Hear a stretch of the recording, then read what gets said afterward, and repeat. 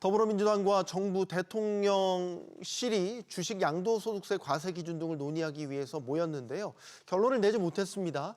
주식시장 활성화를 위해서 기준을 강화해서 안 된다는 시장 참여자들의 목소리가 있지만 또 한쪽에선 세수 확충과 조세 형평성을 이유로 강화해야 한다는 의견도 팽팽하게 맞서고 있습니다. 양도세 등 주식 조세와 관련된 혼란이 길어질수록 시장에는 악재가 될 수밖에 없는데요. 이재명 정부가 주식 민심 앞에서 어떤 결정을 내리면 좋을지 지금부터 이야기 나눠보겠습니다.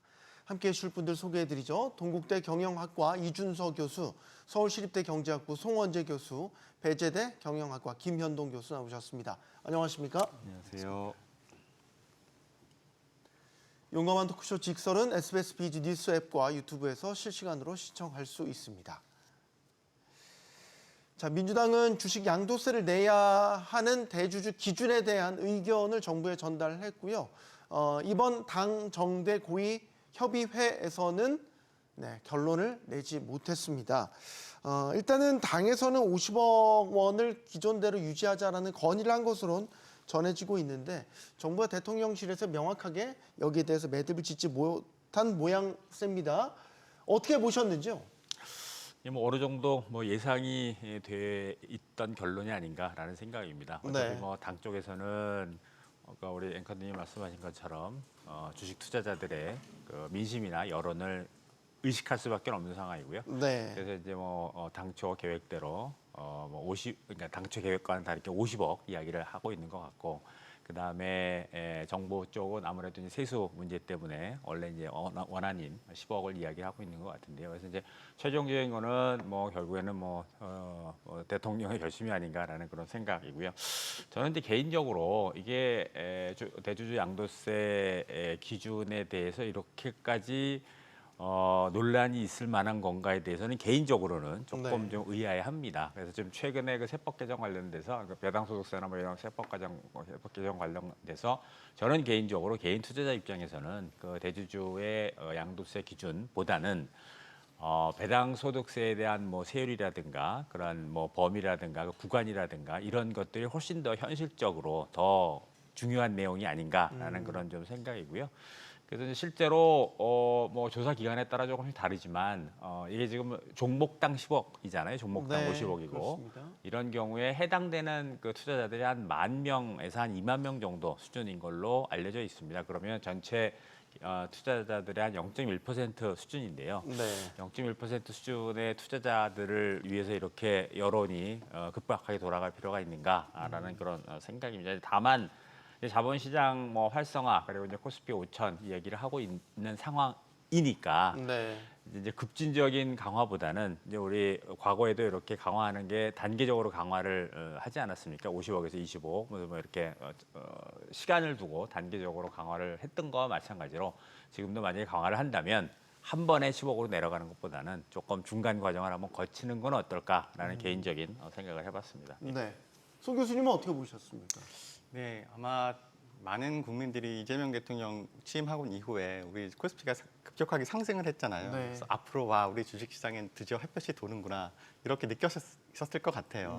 그리고 코스피 5천 말씀하시고 그다음에 저는 이재명 대통령 그 발언 중에 굉장히 인상 깊었던 것이 우리나라에 과도하게 부동산 시장에 몰려있는 자금을 좀 주식시장으로 옮기자. 그렇게 함으로써 부동산 시장도 안정화시키면서 주식시장도 활성화시키자.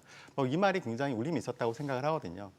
그래서 그런 식으로 정책을 쭉 펴고 나가려고 하는 걸로 이해하고 있다가 이렇게 주식시장에 과세를 한다. 그런데 이 과세 기준이 문재인 정부 시절로 돌아간다. 이런 것들에 대해서 이게 주식 투자자 입장에서 약간 헷갈리는 상황이 아닌가라는 생각이 듭니다. 그래서 저는 그래도 이번에 주말에 결론을 냈으면 좋았을 거라는 생각이 들어요. 왜냐하면 시장 참여자들이 제일 싫어하는 것이 불확실성이기 때문에 물론 다시 50억으로 회귀할 가능성이 높아진 건 사실이긴 하지만 그래도 알 수가 없잖아요. 이 상황에서 그래도 여론의 추이를 너무 보지 말고 정부와 또 이제 여당이 좀 과감하게 결심을 해서 결론을 빨리 내줬으면 좋겠다라는 말씀을 드리고 싶습니다.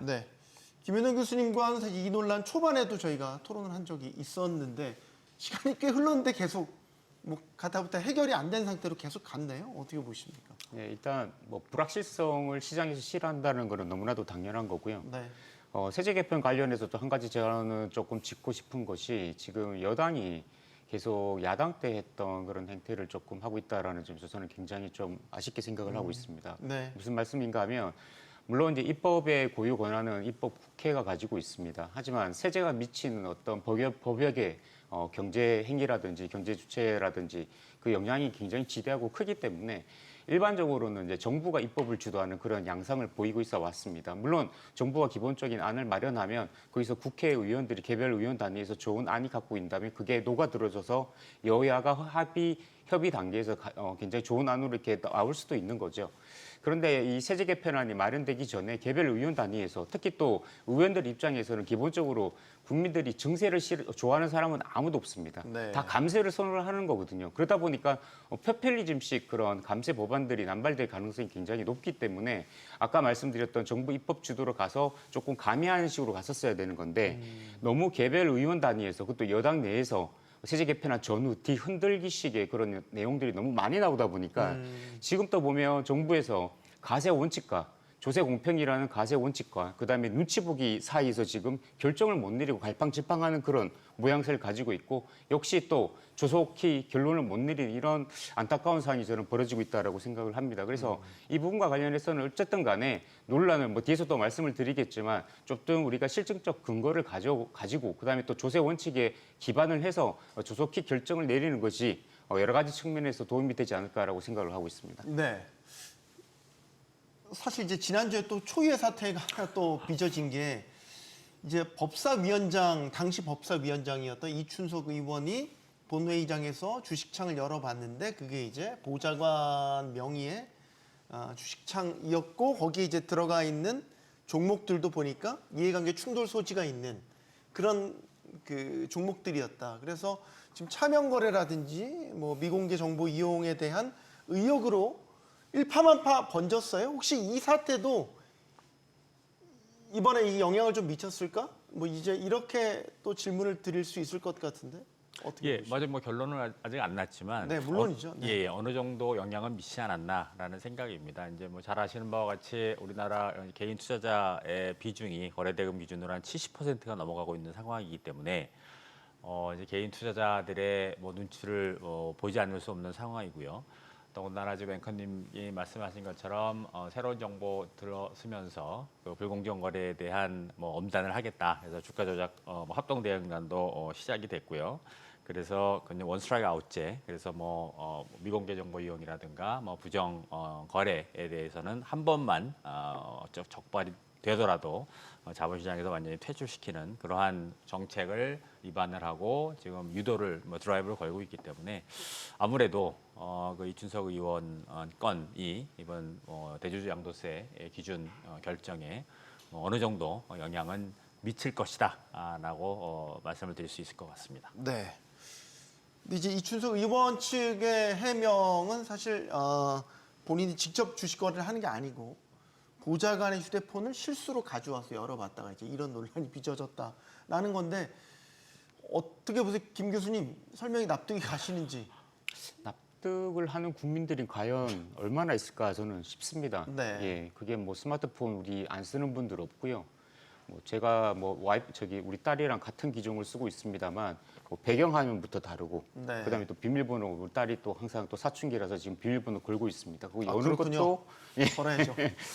여는 것도 그렇고 아무튼간에 이게 뭐 여러 가지 정황상 그건 말이 안 되는 거고요.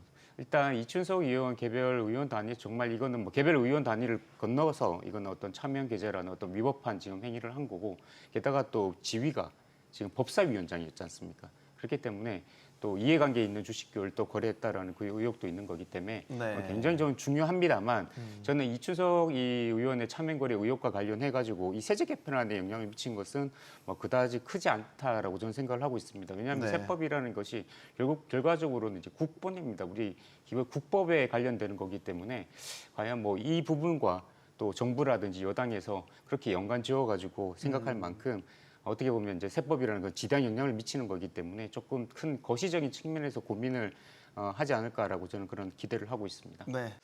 지난달 31일에 이제 세제 개편이 발표되고 나서 그 다음 날 국내 증시가 폭락을 네. 했잖아요. 네. 그 뒤로 이제 여러 가지 그 안 좋은 시그널들이 나오더라고요. 공매도 잔고도 늘었다 그러고 주식 거래량 자체도 급감했다 그러고. 그러면 이 세제 개편안에 대한 논란이 시장에 영향을 미쳤다라고 볼 수 있는 건가요? 그렇지 않을까요? 왜냐하면 그렇다면 만약에 우리가 이 세제 개편에 영향을 주었는지 안 주었는지를 판단하려면 세제 개편은 있었을 때와 없었을 때를 비교해야 되잖아요. 네. 그럼 아마 우리나라 유사한 정도의 경제 규모를 가지고 있는 다른 나라와 비교를 해봐야 될 텐데요. 다른 나라에서는 그 기간 동안에 급격하게 증시가 빠지는 현상을 보지 못했단 말이죠. 그렇다면 아마 다른 영향도 있을 수 있겠지만 그래도 세제 개편안의 영향이 분명히 있었다라고 판단하는 것이 아무래도 네. 합리적일 것 같고요. 그리고 저는 좀 안타깝다는 생각이 드는 것 중에 하나가 무엇이냐면 그 세제 개편안 발표하면서 정부가 보통 세제 개편안이 통과가 됐을 경우에 세수 효과까지 같이 발표를 하거든요. 네. 그런데 대주주 양도세에 대한 기준을 50억 원에서 10억 원으로 이렇게 강화했을 경우에 기대하는 순증 효과가 한 2천억 정도 됐어요. 그리고 또 배당소득 분리과세를 하게 되잖아요. 그 배당소득 분리과세는 주주에게 좀 유리한 쪽으로 따라서 좀 주주에게 세제 혜택을 주는 방향이잖아요. 이렇게 해서 아마 감세가 될 것이다라고 예측한 규모가 또 2천억이에요. 따라서 플러스 마이너스 2천억이었기 플러스 때문에 마이너스 0이네요. 네, 그러면 네. 사실은 그러니까 그렇지만 물론 뭐 정부에서 예측한 세수 효과가 그대로 반영되지는 않을 거예요. 왜냐하면 이 정부의 세수 예측할 때는 뭔가 이제 우리 납세자들의 행태 변화를 고려하지는 않거든요. 네. 이것 때문에 앞으로 어떻게 변할 것이다까지는 깊이 고려할 수 없기 때문에 과거에 이제 작년에 만약에 세금을 부과했다면 어떻게 쓸 것이다. 사실 이런 식으로 해서 세수 효과를 측정하거든요. 어쨌든 간에 아무튼 기재부에서 예측한 이 주식시장에 대한 과세 체계의 변화로 인한 순증 효과는 0이란 말이에요. 자, 그러면 세수 효과는 없어요. 대신에 이것으로 인해서 뭔가 행태 변화를 유도하겠다라는 것이잖아요. 그런데 이게 행태 변화 유도하는 것이 서로 또 충돌한단 말이죠. 따라서 이게 어떻게 해야 될지에 대해서 아마 기재부도 고민했을 거고 민주당도 고민했을 거고 아마 정부에서도 고민했을 텐데 이거 식성 과정이 좀 필요했는데 네. 너무 세제 개편은 사실 7월 달에 발표해야 되는 것이고 이 정부가 새로 들어온 것이 이제 6월 달이고 충분하게 고려할 시간이 부족했기 때문에 그랬을 수도 있지만 너무 급하게 발표한 게 아닌가라는 생각이 들어서 좀 아쉽게 느껴집니다. 네. 자, 그 대주주 양도세 기준에 왜 이렇게 투자자들이 민감해 하나라는 부분을 좀 이제 짚어보죠. 계속 반복돼 왔던 논란이 이겁니다. 이 기준이 너무 문턱이 낮으면 많은 사람들이 해당이 돼서 연말에 이 양도세를 회피하기 위한 매도 물량들이 쏟아져 나오고 그게 해당 종목의 주가도 떨어뜨리고 주식시장도 다운시키고 뭐 공매도라든지 뭐 역투자라든지 뭐 각종 부작용 수급이 이상하게 꼬이는 이제 이런 현상들이 반복돼 왔다. 뭐 이런 지적도 있고 또 하나 재벌 총수 견제 기능도 약화된다라고 보는 게 이제 주식을 파니까 주주총회에서 의결권을 잃어버리게 되면 결국 대주주는 팔지 않고 그대로 갖고 있으면 견제 능력도 상실되는 것 아니냐. 뭐 다양한 지적들이 있습니다. 교수님. 저는 뭐 개인적으로 지극히 제한적이다. 뭐 좀 과도한 우려다. 과도한 우려라고 예, 보세요? 라고 네. 생각을 하는 게 아까 뭐 모두에도 제가 말씀드렸다시피 개인 투자자 같은 경우에는 뭐 종목당 지금 10억입니다. 50억, 10억 지금 논란이 되고 있는 15억 이상이 한 10,000명 정도밖에 안 되는 거고요. 그리고 여기 이제 의결권에 영향을 미치는 대부분의 기관은 이제 연기금하고 기관 투자자입니다. 그런데 연기금 같은 경우에는 뭐 우리 세제 전문가이신 송 교수님도 계시지만 투자 수익에 대해서는 뭐 특히 이제 국민연금 같은 경우에 면세 특례에서는 면세입니다. 그리고 이제 기관 투자자 같은 경우에는 어차피 투자 수익으로 잡혀서 법인세를 내는 그런 상황이기 때문에 그럼 실제로 의결권에 영향을 미치는 연기금들과 기관 투자자들은 뭐 직접적인 효과는 거의 없다라고 볼 수가 있고요. 다만 이제 개인 투자자나 이제 아니면 소액주주 연대 아니면 이제 일부의 이제 행동주의 펀드만 지극히 일부가 해당이 되는 거고요. 조금 더 자세히 살펴보면 우리나라 이제 기업들의 상장 기업들의 지배구조 현황을 보면 지분율을 보면 내부 50, 외부 50 정도 됩니다. 네. 내부 50 중에 최대 주주의 지분율이 한 30%, 그리고 이제 최대 주주와 특수관계자가 한 10%, 그리고 이제 자사주나 뭐 기타 해가지고 10%한 50% 정도가 되고요.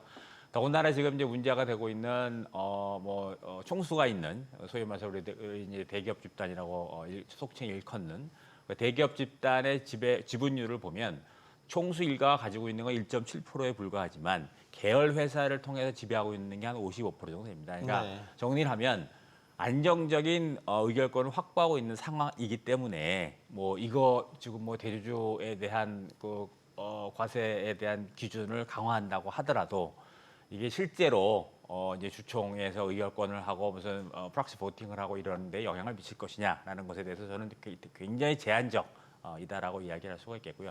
다만 연말에 조금 매도라고 연초에 조금 매수를 하는 그러한 성향은 뭐 미국에서도 이 세금 효과 때문에 네. 일부는 발생하는 거는 뭐 사실입니다. 그런데 이제 그것도 기관 투자자 입장에서 보면 어차피 연말 연초에는 포트폴리오 재조정을 해야 되기 때문에 뭐 세금과 관계없이 뭐 매도 매수를 할 수도 있고 또는 세금 효과를 따진다면 오히려 손실난 그런 그 종목들에 대해서 연말에 매도하는 경우가 많기 때문에 저는 뭐 과도한 우려가 아닌가라는 뭐 다른 의견도 있으시겠지만 개인적으로는 그렇게 생각을 하고 있습니다. 김현우 교수님 어떻게 생각하세요?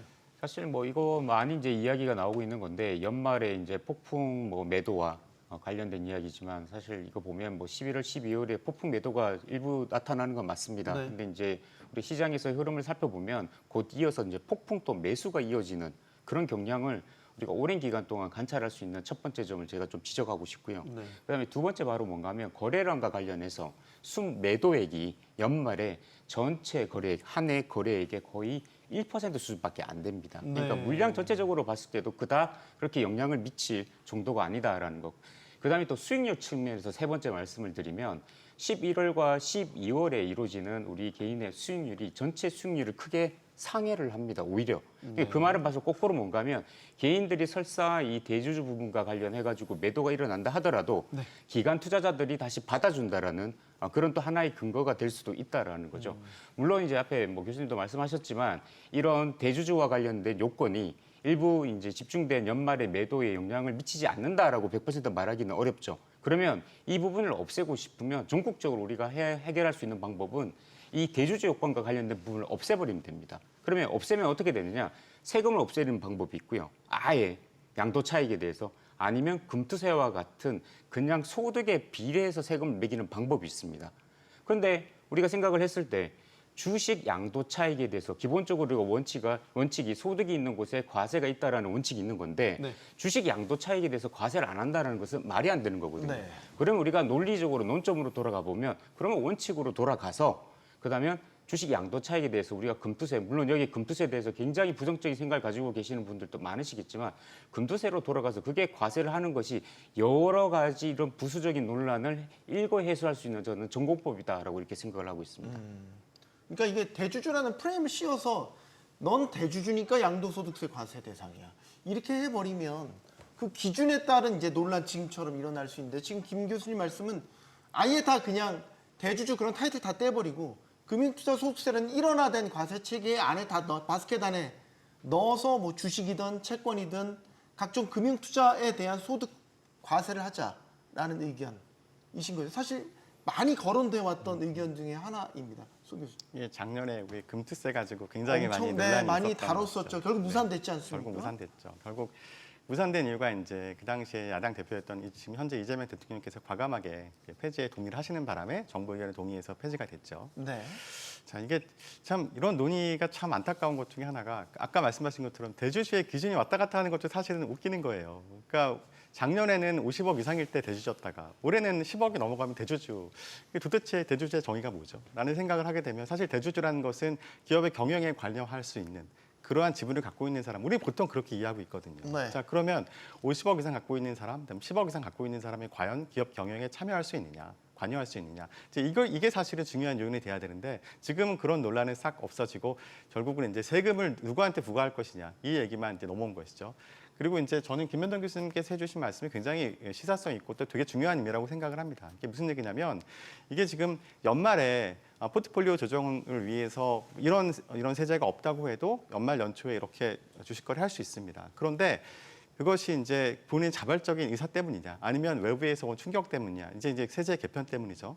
이것 때문이냐에 따라서 전반적으로 시장에 미치는 효율성 영향을 쓸 수 있거든요. 그러니까 시장을 교란시키는 영향이 있는 것이죠. 그러니까 내가 이 세제가 없었으면 안 팔았을 텐데 팔아야 되는 거고, 이게 없었으면 안 사도 되는데 산단 말이죠. 이 과정에서 거래 비용이라는 게 발생을 해요. 또 누군가는 또 손실을 보고 손해를 보는 일이 생깁니다. 따라서 우리가 굳이 그렇게 할 필요가 있느냐에 대해서 좀 고민해 볼 필요가 있는 것이고요. 그다음에 또 하나 꼭 드리고 싶은 말씀이 뭐가 있냐면, 진성준 의원도 그렇고 이제 기재부에서 무슨 얘기를 하냐면, 과거에 대주주 기준을 강화했을 때, 그러니까 박근혜 정부 때 강화했고 그다음 문재인 정부 때 강화했습니다. 그때 주가 별로 안 내려갔다. 그다음에 또 윤석열 정부에서 50억으로 올렸지만 안 올랐다. 그런 논리를 펴요. 그런데 그 논리가 사실은 그렇게 설득력 있지는 않아요. 왜냐하면 주가에 영향을 미치는 요인이 되게 많잖아요. 따라서 어떤 정책 발표 전후의 흐름을 보고서 평가해서는 안 되고요. 아까도 말씀드린 것처럼 이 정책이 도입되었을 때와 도입되지 않았을 때를 우리가 구분을 해야 되거든요.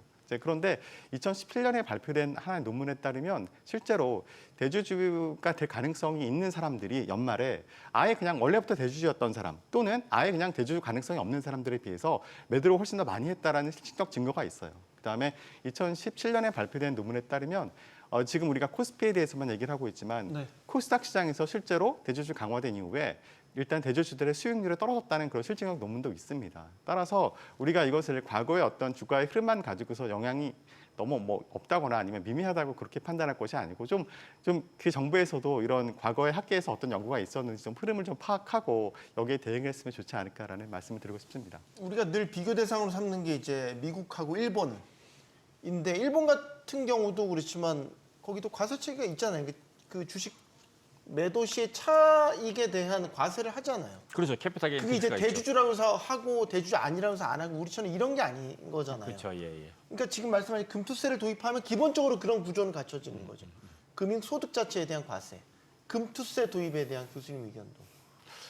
저도 뭐 개인적으로 금투세 도입에 이제 찬성하는 쪽인데요. 지금 이렇게 여러 가지 논란이 되고 있는 금융소득과 관련된 세제가 이제 여러 가지 논란이 되고 있는 것이 결국에는 이제 금융투자소득세를 도입을 하려고 했다가 이게 무산이 되면서 일부에서 이제 속칭 이제 누더기가 되고 있는 상황. 너무너무 복잡한 상황이고요.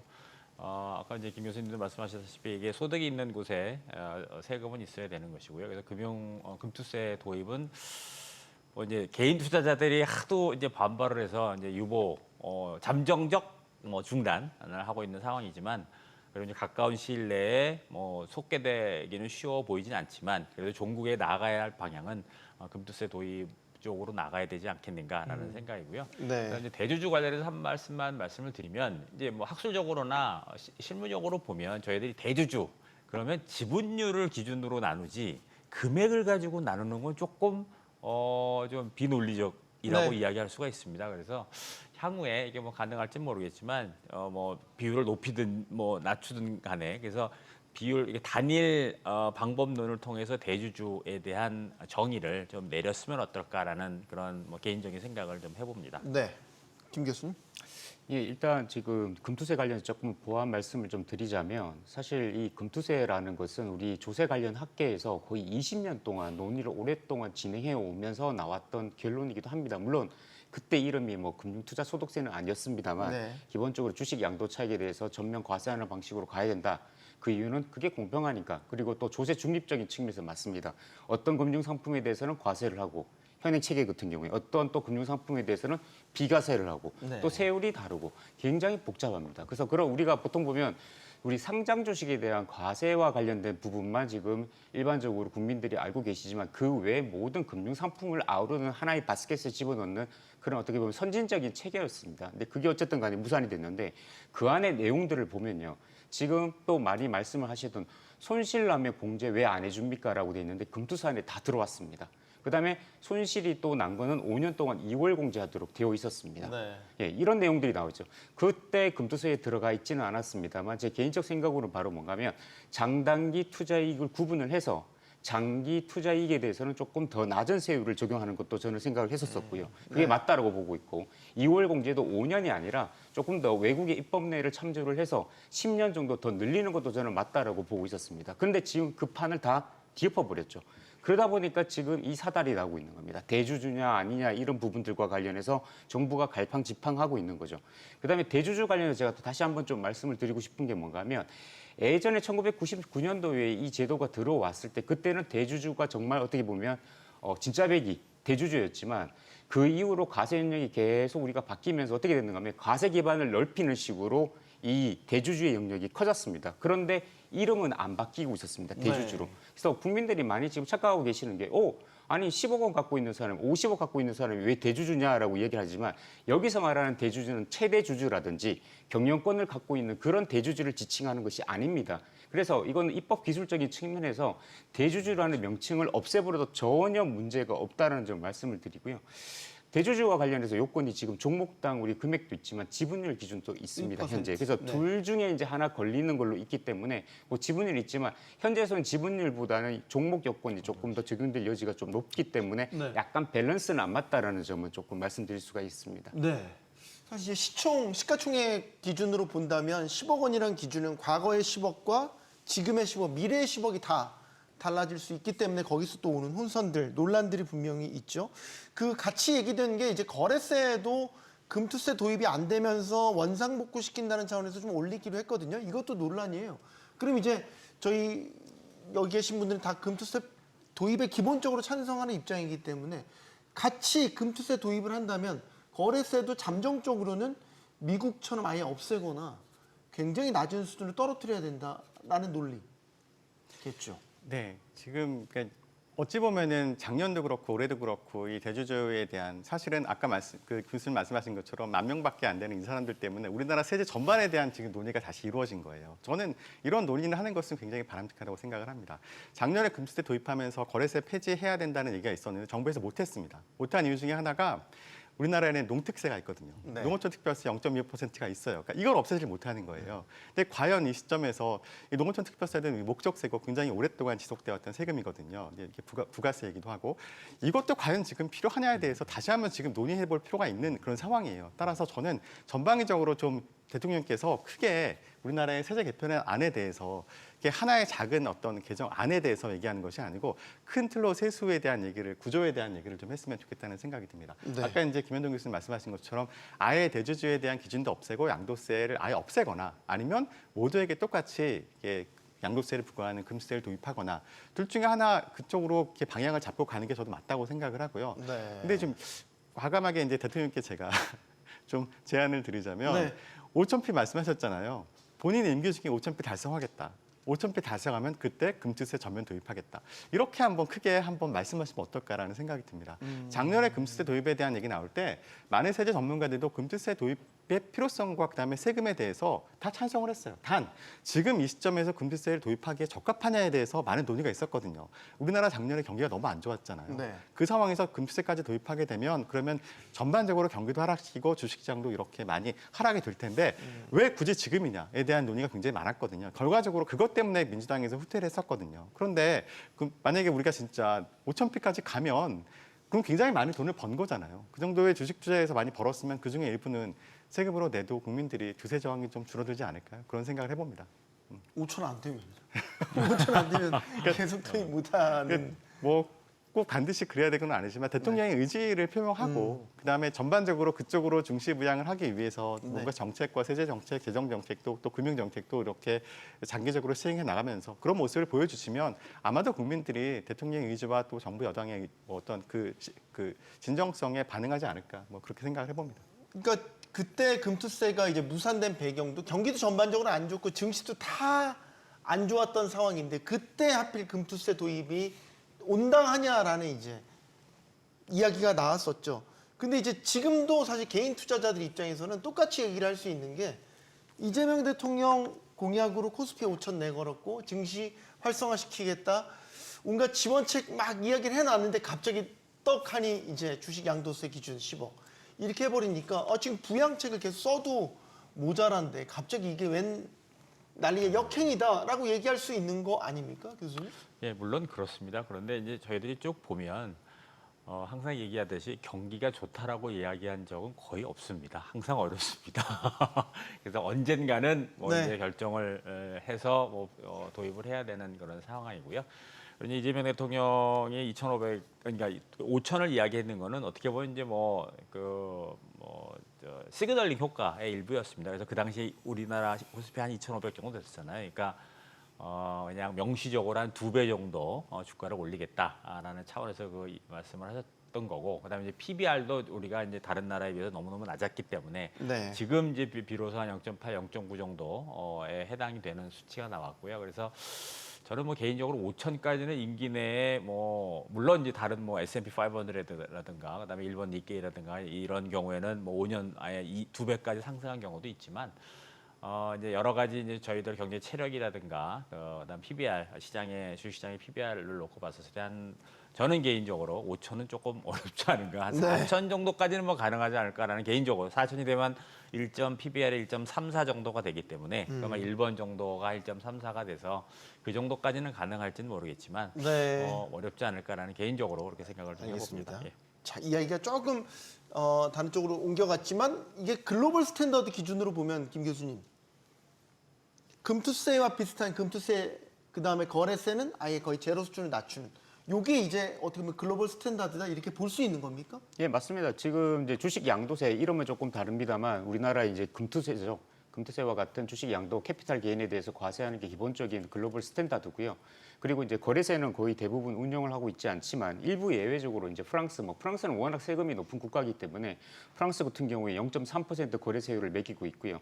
영국 같은 경우에도 0.5%나 되는 그런 거래세율을 매기고 있습니다. 근데 그건 일부 좀 예외적인 케이스고요. 네. 제 개인적으로는 금투세를 만약에 도입했다면 이 거래세는 없애버리는 게 맞는 거였고요. 물론 이제 송 교수님 말씀하셨듯이 그때는 이제 증권 거래세라는 세목이 아니라 농어촌 특별세라는 별도의 세목으로서 지금 부과되고 있는 부분이 있기 때문에 네. 그 부분을 어떻게 정리할 것인가에 또 다른 문제가 있긴 있습니다만 농어촌 특별세는 사실 굉장히 논란이 많은 세목 중에 하나입니다. 목적세이기도 하고 어떻게 보면 징수 목적이라든지 그리고 쓰임새도 문제가 좀 있었죠. 그래서 그 부분은 그 부분대로 입법적으로 해결을 했었어야 되는 거고, 아무튼 방향은 양도 차익에 대해서는 과세하고 거래세는 없애는 것이 맞다라고 저는 생각을 하고 있습니다. 네.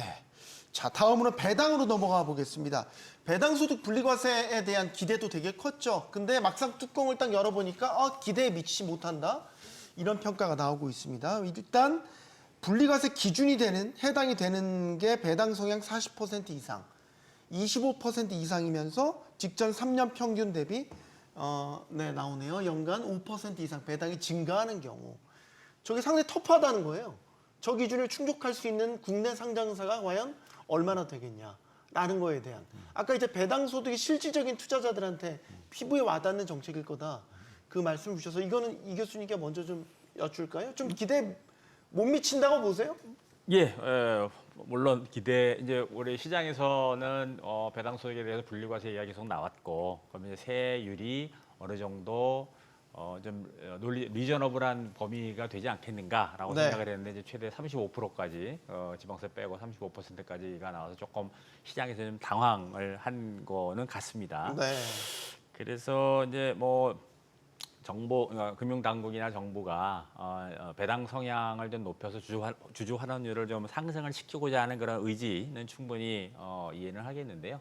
저는 배당소득 관련 과세와 관련해서 한 3가지 정도를 좀 말씀을 드리고 싶습니다. 첫 번째는 우리 앵커님께서 말씀하신 것처럼 그 배당소득 분리과세에 해당되는 그 기업의 배당 성향을 너무 복잡하게 해놨어요. 지금 뭐 40% 또는 네. 뭐 20%, 25% 이상의 뭐 3년간 뭐 5% 뭐 증가하면, 그래서 이렇게 뭐 여기 세제 전문가들도 많이 계시지만 세제는 단순해야 된다고 생각을 합니다. 그래서 지금 우리나라 평균 배당 성향이 상장 기업의 평균 배당 성향이 26%입니다. 네. 그리고 S&P 500에 포함되어 있는 기업들, 그리고 일본의 토픽스에 포함되어 있는 기업들의 평균 배당 성향이 35%예요. 거의 비슷하게. 네. 물론 이제 전체 전체 시장 전체로 보면 조금 뭐 차이는 있을지 모르겠지만, 그래서 그 배당소득 분리과세에 해당되는 그 기업들의 배당 성향에 대해서 복잡하게 하지 말고 30%로 가고 그다음에 35%로 가던, 아니면 처음부터 35%로 가던, 지금 이제 배당을 활성화한다는 차원에서 보면 일단 처음에 30%로 가고 그다음에 35%로 2단계에 걸쳐서 조금 단순화할 좀 필요가 있지 않을까라는 게 저희 첫 번째 제안을 좀 드리고 싶고요. 일단 두 번째 제안은 그 분리과세 그 세율 구간을 조금 좀 하나 정도 더 만들면 어떨까라는. 신설하자고요. 예. 지금 생각- 2천만 원 이하, 2천만 원에 2천만 3억 원 그렇죠. 이하, 3억 원 초과 그렇죠. 이렇게 나눠져 있는데 2천만 원 이하는 어차피 있었던 거고요. 네. 이제 두 개를 추가를 한 건데 3억 2천만 원부터 3억 이상 그래서 뭐 20%뭐 35%로 했는데 모르겠습니다. 제 개인적으로 봤을 때 배당 소득을 연간으로 해서 우리 소위 말해서 중산층이라고 이야기하는 분들의 소득을 감안을 하면 예. 한 2천만 원에서 1억 정도 구간을 하나 신설을 해서 그 구간에 대한 세율은 분리과세하는 정도의 굉장히 낮은 세율로 뭐 15%가 됐든 16%가 됐든 요게 아마 실질적인 개인 투자자들이 가장 피부에 와닿는 실질적인 효과가 아닐까라는 생각입니다. 네. 그리고 이제 1억에서 3억 또는 1억에서 5억의 이제 블랙킷 하나 만들고 그다음 그 이상은 뭐 20% 지금 이제 얘기 나온 것처럼 20%나 뭐 25%나 35%나 낮으면 낮을수록 좋겠지만요. 그래서 개인적으로는 2천만 원에서 1억 사이에 실질적으로 개인 투자자들이 체감할 수 있는 그런 세율의 조금 인하가 좀 필요하지 않겠는가라는 게 두 번째 저의 생각이고요. 세 번째는 뭐 여러분들도 많이 뭐 말씀을 하셨겠지만 그 장기 보유 특별 공제는 반드시 도입을 좀 해야 될 것 같습니다. 이거 뭐 미국의 신뢰도 있고요. 네. 그리고 우리나라 같은 경우 이제 부동산 같은 경우에도 장기 보유 양도소득세 특별 공제가 있죠. 있습니다. 네. 그래서 그리고 이제 주식 시장의 안정화 그리고 이제 주식 시장의 장기 투자화 측면에서 보면 우리나라의 이제 턴오버 레이시 굉장히 높습니다. 단기 투자가 돼 있기 때문에 굉장히 시장에 그래서 변동성이 심하고 그래서 시장의 안정성 차원을 생각을 고려를 하더라도 이 장기 보유 특별 공제를 통해서 뭐 몇 년 이상 보유한 주식에 대한 배당은 좀 과감하게 네. 세율을 좀 낮출 필요가 있지 않겠는가라는 거로 한 세 가지 정도를 좀 제안을 드리고 네. 싶습니다. 계속 의견 듣겠습니다. 김 교수님. 저는 배당소득 분리과세에 대해서는 굉장히 반대 입장을 가지고 있습니다. 이유는 두 가지입니다. 첫 번째 조세 공평이고요. 조세 공평을 왜 자꾸 이야기를 하냐라고 하면 뭐 여러 가지 이야기가 있습니다만 가장 뭐 우리 시청자분들께서 잘 알 수 있는 일례로 말씀을 드리겠습니다. 워렌 버핏이 이야기를 했습니다. 왜 내가 내는 세금 유효세율이 실효세율이 비서보다 더 낮냐? 그러니까 실제로 자기가 벌어들이는 소득 대비 내는 세금의 비율이 자기 비서보다 워렌 버핏이 더 낮다라는 것을 이야기를 했고 이게 아마 언론을 통해서 많이 알려져 있습니다. 이미 그 이유가 바로 뭔가 하면 이 배당소득에 대한 저율과세 때문에 그 이야기가 일어난 겁니다. 그래서 네. 배당소득이라는 것은 조금 우리 학술적으로는 자본소득이라고 하는데 이 자본소득에 대한 저율과세에 대해서는 세법 학계에서는 굉장히 중요시 여기고 있습니다. 이거 공평을 훼손할 수 있는 문제가 될 수 있기 때문에 그렇고요. 또 한 가지 좀 쉬운 예를 말씀을 드리면 영국 같은 경우에 지금 순핵 총리였다가 지금 키어 스타머 총리로 바뀌었었는데 순핵 총리가 굉장한 자산가였습니다. 그때 영국의 노동당이 어떤 공격을 했던가 하면 그 순핵 총리가 내는 유효세율이 키어 스타머 현재 총리는 변호사 출신입니다. 그러니까 근로소득인 거죠. 이 사람보다 훨씬 더 많은 소득을 벌고 있음에도 불구하고 실효세율이 굉장히 낮다는 점과 관련해서 영국에서도 굉장히 큰 논란이 됐었습니다. 네. 그러니까 제가 이 말씀을 드리고 싶은 건 뭔가 하면 정말 어떻게 보면 극단의 소수의 우리나라 학자들이 배당소득 분리과세에 대해서 어떻게 보면 공평의 측면에서 지나치게 부풀어서 이야기하는 게 아니라 전 세계적 측면에서도 이 자본소득에 대한 저율과세에 대해서는 굉장히 부작용이 크다라고 해서 주의 깊게 보고 있는 부분이고요. 두 번째 제가 말씀을 드리고 싶은 거는 효과적인 측면입니다. 예를 들어서 그럼에도 불구하고 조세 공평을 훼손하고 그럼에도 불구하고 이 자본소득에 대해서 저율과세를 함으로써 배당이 정말 늘어나서 또 배당이 늘어나서 주가가 올라갈 수 있다면 우리가 한번 생각해 볼 수가 있을 겁니다. 지금 말씀 주신 그건데 네. 배당을 확대시키지 않고 유도하자라는 차원에서 맞습니다. 네. 분리과세를 적용. 예, 만약에 그게 된다라면 그렇게 되는 유일한 수단이라면 네. 우리가 한번 생각해 볼 수가 있는데 문제가 바로 뭔가 하면 이 세제만으로 배당을 넣는다라는 확실한 학술적 근거가 없다라는 겁니다. 네. 설사 배당이 는다 하더라도 또 주가가 올라갈 수 있느냐라는 것과 관련해서 국내외 학술 논문을 다 우리가 실증적으로 분석해 보면 역시 답이 없다라는 거예요. 그리고 지금 이거는 제가 여당의 칭찬할 부분이기 하는데 상법과 관련해서 지금 1차 개정안이 통과가 되었고 네. 그다음에 2차 개정안이 지금 마련되어 있습니다. 네. 저는 그 부분과 관련해 가지고는 우리가 어떻게 보면 지배주주 구조 개선이라든지 이런 부분들을 통해 가지고 배당을 조금 올릴 수 있는 여지는 있다라고 보고 있고 그다음에 이제 스튜어드십 코드라든지 이런 부분들에 대한 개선 이런 것들을 통해서 세제만이 어떻게 보면 하나의 치트키처럼 작동하는 것이 아니라 다른 회사법적인 측면에서 그런 회사 법제를 통해 가지고 배당을 올릴 수 있는 부분도 분명히 있다라고 생각을 하고 있고 최근에 한 가지 제가 소개를 좀 말씀을 드리면 되게 재밌는 학회 연구 결과가 나왔는데 올해 아마 학술대에서 나온 건데 지금 보면 배당 성향이 그러니까 주주하는 성향이 높은 기업이 PBR이 오히려 낮다. PBR이 낮다고요? 예, 오히려 그러니까 배당을 많이 해줘도 오히려 주가가 그렇게 높지 않고 오히려 반대인 기업, 물론 이제 이 기업이 가만히 있는 건 아니죠. 성장 동력이라든지 또는 여러 가지 어떤 투자라든지 이런 것들이 집중하고 있는 기업들이 PBR이 높다라는 그런 또 연구 결과도 있습니다. 물론 그게 절대적이다라고 제가 말씀을 드리는 건 아니고 그렇기 때문에 이런 여러 가지 시장이라든지 학술 논문상의 여러 실증 분석에서 상반된 견해가 있기 때문에 저는 다시 돌아가서 첫 번째 우리가 이 배당소득 저율과세와 관련해서 잃어버리는 게 없는 게 아니다. 조세 공평이라는 것은 국내외에서도 굉장히 우려하고 있는 부분인 거고 그렇다면 확실한 근거가 있는 부분을 우리가 써야 되는 거고 그 수단을 그러면 네. 여러 가지 상법 개정, 스튜어디스 코드라든지 이런 여러 가지 부분에서 우리가 최선을 다해보고 나서 나중에 또 한번 고민해볼 수 있는 부분이다라고 저는 이렇게 생각을 하고 있습니다. 이건 좀 의견이 좀 갈리네요. 저는 좀 생각이 다른데요. 네. 그러니까 자본소득에 대한 저율과세는 사실 경제학자들이 지지했어요. 그러니까 자본소득에 대한 과세는 다시 얘기하면 저축에 대한 과세이거든요. 그러니까 우리가 경제가 성장을 하려면 결국 투자를 해야 되잖아요. 그러니까 투자의 재원은 저축에서 나옵니다.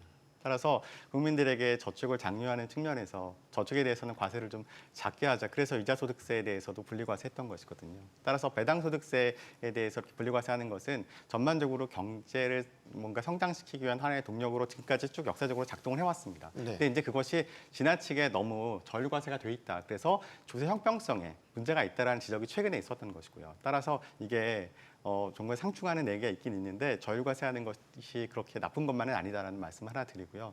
그다음에 아마 시장에서 이번에 실망을 했던 것은 이소영 의원이 처음에 발의했던 안과 달랐기 때문이라고 저는 생각을 해요. 네. 그러니까 대통령께서도 이소영 의원의 안에 적극적으로 동참을 하셨고 처음에는 배당 성향 35%였죠. 네. 그리고 배당 최고 세율도 25%. 25%였어요. 네. 근데 이제 세제 개편에서는 배당 성향 40%, 그다음에 최고 세율을 35%로 해버렸단 말이에요. 그러니까 이것이 시장의 기대와 어긋나는 방향으로 개편할 세제 개편이 나왔기 때문에 시장이 반응했다고 저는 생각을 합니다. 따라서 저는 이소영 의원 안이 원래부터 민주당이 있었던 안 중에 하나였기 때문에 다시 좀 생각해볼 만한 그런 내용이 아닌가라는 생각이 듭니다. 그러니까 지금 아까 교수님 말씀하신 것처럼 또 교수님 말씀하신 세제가 너무 복잡하면 별로 이렇게 효과도 없어요. 그러니까 체감되지도 않거든요. 그러니까 지금 그 주식 투자하시는 분들이 내가 갖고 있는 주식이 과연 배당 성향이 40% 이상인지, 25% 이상이면서 작년 3년 평균 대비 5% 이상이었는지 그거 보고 막 투자하고 그러진 않을 거란 말이에요. 근데 내가 아까 교수님 말씀하신 것처럼 배당 소득을 갖고 있다는 얘기는 주식을 오랫동안 보유했다는 뜻이잖아요. 그러니까 기업에 투자한 거예요. 네. 그러니까 지금 단기 차익을 원하는 것이 아니고 기업에 투자해서 기업의 실적이 좋아지면 내가 거기에서 가치 혜택을 보겠다는 뜻이거든요. 그러니까 장기 보유한 사람들에게 뭔가 장기 보유와 유인을 주는 것이고 그러려면 배당 소득에 대해서 전반적으로 혜택을 예전보다 더 볼 수 있는 방향으로 좀 세제가 좀 간편하게 개편됐으면 좋겠다는 말씀을 드립니다. 기업들이 사내 유보금으로 그냥 쌓아두고 있는 것에 대해서는 조금 더 과세를 세게 하잖아요. 근데 이제 이런 것들을 쌓아두지 말고 배당 같은 것들을 통해서 이제 주주들에게 풀어주면 주주들이 이제 그거를 받아서 우리 경제 활성화되도록 쓰고 뭐 이런 이제 선순환 경제의 측면도 보고 있는 거죠. 그래서 이게 저율과세, 분리과세에 대한 타당성이 거기서 나오는 거 아닙니까? 사실 뭐 자본소득에 대한 저율과세는 우리가 이제 조금 이제 학술적으로 좀 복잡하게 얘기하면 유해한 어떻게 보면 조세 경쟁이라고 해가지고 이거 이제 여러 가지 이제 연구가 시각들이 있는데 이건 하나의 이제 좀 뭔가 로비에 의한 것이다라는 이야기도 있습니다. 왜냐하면 자본가들이 자산가들이 이런 부분에 대한 세율 과세를 좀 낮춰달라라고 이야기하면서 근거를 댔던 이유 중에 바로 뭔가 하면 네. 자본에는 다리가 없습니다. 그러니까 예를 다리가 들어서 없다고요? 예, 네. 발이 없습니다. 그러니까 언제든지 어디든 흘러갈 수 있다라는 거죠. 기본적인 네. 논리가. 그래서 어떤 국가의 세율이 높으면 여기서 돈을 빼가지고 세율이 낮은 국가로 흘러갈 수 있기 때문에 그래서 이 자본소득이든 또는 캐피탈 게인, 자본이득이든 간에 여기에 대해서는 세금을 좀 낮춰야 된다라는 이야기가 나오게 된 하나의 원인 중에 하나였고요. 그러다 보니까 이쪽 나라에서 세금을 낮추면 또 다른 나라는 불리해지니까 그쪽 나라에 또 세금을 낮추게 됩니다. 그러다 보니까 이 자본과 관련된 소득에 관해서 세율이 좀 낮춰지는 이른바 이제 유해 조세 경쟁이라고 해가지고 서로 막 세율을 낮추는 그런 경쟁 관계가 좀 있었습니다. 이거는 뭐 유럽뿐만이 아니라 지금 OECD에서 다 나오는 연구 결과고요. 그래서 이 부분과 관련해서 지금 어떤 우리 조세와 관련된 학계에서 이야기가 나오고 있는가 하면 최저한세를 매겨야 된다. 너무 유해한 조세 경쟁이 세지다 보니까 결국은 조세 공평 그리고 불평등 문제가 커질 수 있으니까 요 밑으로 낮추지 말자라는. 낮추지 말자. 네. 그런데 한 개별 국가에게 어떤 선의로 제대로 하기를 기대하기 힘드니까 이거는 국제적 공조를 통해 가지고 우리가 디지털세처럼 예. 지금 보면 뭐 구글이라든지 이런 데서 지금 어떻게 보면 최저한세를 우리가 도입해서 디지털세를 도입을 해가지고 적정한 세금을 내게끔 하는 것처럼 개인에 대해서도 적정한 어느 정도 세금을 내게끔 강제하자 이런 논의까지도 지금 나오고 있다는 점을 말씀드리고 싶습니다. 배당소득 분리과세 관련해서 저도 뭐 한 말씀 더 네. 드리고 싶은데요. 아까 이제 김 교수님이 말씀하신 것처럼, 근데 조금 저는 좀 다른 생각이 있는 게 이제 배당소득세율이 우리나라는 지금 누진으로 되어 있는 거잖아요. 근데 해외 같은 경우도 좀 누진으로 되어 있는지는 제가 뭐 거기는 단일 세율인 걸로, 그러니까 장기 보유냐, 미국 같은 경우에 장기 보유냐 단기 보유냐에 따라서 그냥 단일 세율로 들어가 있는 걸로 저는 이해를 하고 있고, 근데 우리나라는 지금 누진 세율로 되어 있고. 누진 세율을 하려고 하는 것이고, 그다음에 기존에는 그게 이제 종합과세가 되면 자기 이제 소득세에서 49.5%까지 세율이다 보니까, 우리 이제 김 교수님도 말씀하셨다시피 아직 안 해봤지만 안 가본 길이지만 지금 대주주 뭐 소위 말해서 저희들이 총수 기업 총수 집단 대기업 집단의 총수라고 하는 분들이 뭐 증여세나 상속세 그다음에 이제 소득세 때문에 배당을 좀 주저를 한다. 네.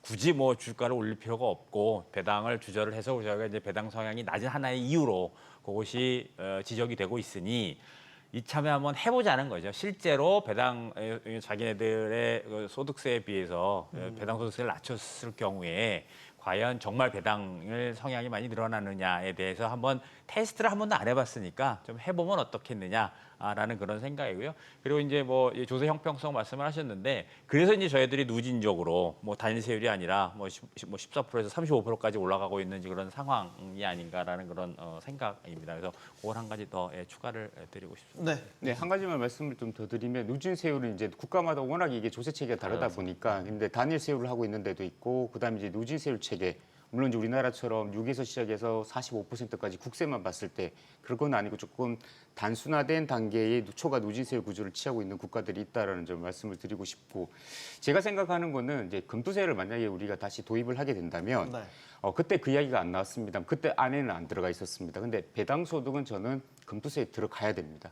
왜냐하면 자본소득이든 자본이득이든 간에 기본적으로 자본에서 나오는 소득이기 때문에 그 금투세를 만약에 시행한다는 전제하에서, 그러니까 예전에는 말은 뭔가 하면 캐피탈 게인, 그러니까 주식을 양도를 했을 때 발생하는 차익과 그다음에 이 배당에 대해서는 세율이 체계가 많이 다르지 않습니까? 네. 2천만 원을 초과하게 되면.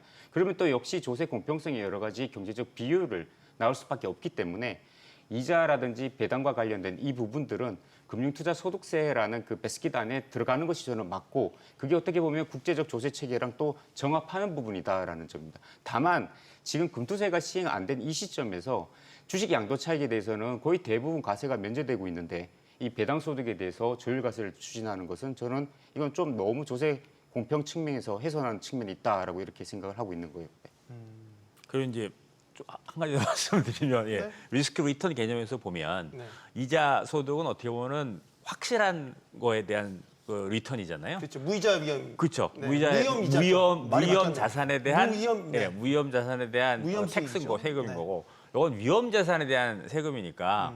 아, 리스크를 떠하는 거에 대한. 예. 그렇기 때문에 세금 측면에서 보면 굳이 뭐 그냥 논리적으로만 보면 네. 배당소득에 대한 세율이 조금 더 낮아야 되는 거는 맞을 것 같습니다. 그런데 지금 모두 대부분의 국가는 다 이자소득과 배당소득을 동일한 세율을 적용을 하고 있어서, 제가 말씀드리고 싶은 거는 그래서 2천만 원이 넘어가는 것에 대해서 그렇게 과도한 세율을 매기는 것이 부과하는 것이 맞느냐. 다만 부자 감세로 인해서 그 고액의 배당 소득을 받은 분들에 대해서는 뭐 어느 정도의 높은 배당 세율을 부과하는 것이 맞겠지만, 그래서 교수님 아까 구간 신설을 그렇죠. 하나 더 하자는 게 그런 차원에서도 있는 거예요. 그 연장선상에서 이해를 하시면 되지 않을까. 구간을 하나 더 만들어서 조금 지분이 많은 분들한테는 조금 더 과세를 좀 더 높게 하고, 그러니까 이렇게 실제로 소액 일반 개인 투자자들 대상으로는 좀 저율로 확실하게 구분을 지으면 어때요, 김 교수님? 효과에 비해서 너무 지나치게 또 역시 세제가 복잡하게 되는 부분이다라고 저는 생각을 하고 있습니다. 구간 하나 추가하는 건데요. 2천만 원에서 1억 정도. 정도, 예. 근데 이제 이 미국 같은 경우는 이제 은퇴자들의 연금 계좌에도 사실 이제 오랜 기간 주식을 거기다 담아놓고 배당만 받아가지고 그렇죠. 일정 부분 생활을 하는 경우들이 꽤 있잖아요. 뭐 얼마 전에 법도 401k 같은 뭐 그런 계좌 같은 경우 우리도 만약 그런 식의 구조를 만들려면 과세 세율을 너무 높이면 안 되지 않나요? 그래서 제가 이제 아까 말씀을 드렸던 네. 금투세라는 체계 안에 이 자본소득과 관련된 부분들을 같이 집어넣고 그래서 아까 이제 이자도 말씀하셨는데 사실 이제 이자 부분도 우리가 이것도 조금 그렇습니다. 하여튼 푸콜페르트를 통해 가지고 파생상품 이용을 해가지고 이자를 캐피탈 게인 양도 차익으로 또 바꿀 수가 있습니다. 구조적으로. 네. 그래서 이제 외국의 입법내는 보면 금융상품에서 파생되는 여러 가지 소득에 대해서는 기본적으로 하나의 과세 체계로 가는 것이 맞고 그래서 저는 전국적으로는 그렇게 아까 말씀하셨던 뭐 배당 소득으로 은퇴자들이 생활비를 충당할 수 있는 그런 구조로 가는 것도 저는 바람직하다고 봅니다. 다만 지금 현재 굉장히 비정상적인 조세 체계가 돼 있는 상황에서 네. 약간의 뭔가 가미하는 식으로 하다 보면 이게 우리가 예상치 못한 불필요한 어떻게 보면 어떤 납세 행정 비용이라든지 비효율성이 좀 나올 수 있기 때문에 이참에 조금 어렵겠지만 정치적으로는 부담이 크겠지만 좀 근본적인 세제 개편에 대해서 다시 한번 고민을 해야 된다. 근데 아까 이제 말 나와서 이제 금투세에서 논의가 옮겨가서 제가 말하려다가 말았는데 네. 잠깐 첨언을 하자면 네. 금투세 도입하면 야 시장에 지금 찬물 끼얹는 거 아니냐. 뭐 나중에 이제 조금 올라가면 그때 하는 게 어떻겠냐라고 얘기할 수 있는데 사실 재정당국이 그런 것까지 고려를 안 한 건 아니었고 그때 어떤 이야기가 나왔었는가 하면 차라리 주식시장이 지금 그렇게 수익률이 안 높을 때 금투세 도입하는 게 좋은 것 같아라고 재정당국에서 이야기가 나왔습니다. 왜 그런가 하면 이 금투세를 시행하더라도 과세 대상자가 거의 늘지 않아. 그러면 납세자들이 합리적인 경제적 의사결정을 한다면 아 우리 세금 별로 안 넣네. 그러면 우리가 여기에 대해서 큰 조세 저항을 할 필요 없겠구나라고 생각할 거라고 믿었던 거였어요. 네. 그런데 예상과 다르게 굉장히 조세 저항이 커져버렸고 그리고 또 나중에 한번 봅시다. 한번 4,000포인트나 뭐 5,000p 올라갔을 때 그때 되면 야 안 그래도 가뜩해서 좀 올라갔는데 또는 그때 이제 수익이 많이 올라갔으니까 세금이 너무 많은 거 아니냐라는 비판을 어떻게 감당할 거냐라는 거죠. 그러니까 한 플러스 앤 코스가 있다라는 거 저는 생각을 해야 된다고 봅니다. 저 한 가지만 말씀. 지금 시간이 죄송합니다. 다음 시간에 네. 계속 이어서 하겠습니다. 자, 정부와 여당, 대통령실 모두 주식 대주주 양도세 기준에 대해서는 또 결론을 내리지 못했습니다. 그러면서 당분간 또 증시의 정책 불확실성에 따른 혼선은 불가피해 보입니다. 토론 마치겠고요. 여기는 모든 경제가 모이는 SBS 비즈입니다. 시청해주신 여러분 고맙습니다.